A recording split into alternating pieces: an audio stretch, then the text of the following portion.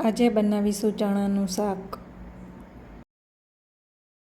જેના માટે ચણાને ગરમ પાણીની અંદર 7 થી 8 કલાક સુધી પલાળીશું.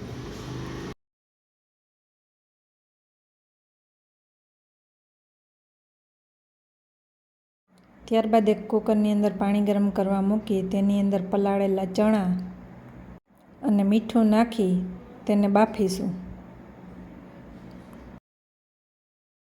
વઘાર માટે એક કઢાઈમાં તેલ ગરમ કરવા મૂકીશું.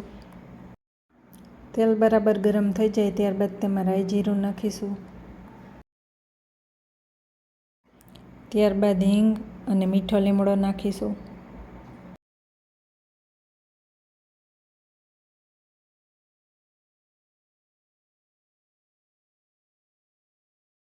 તેની અંદર બાફેલા ચણા ઉમેરીશું.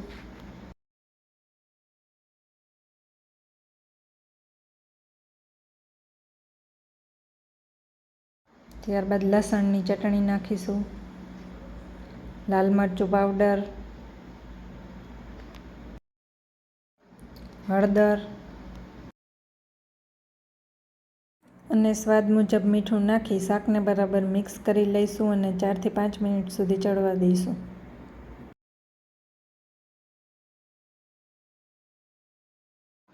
ત્યારબાદ ધાણા જીરું પાવડર ઉમેરીશું.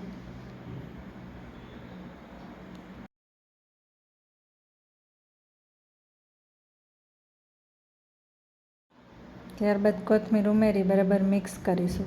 તો તૈયાર છે સ્વાદિષ્ટ ચણાનું શાક.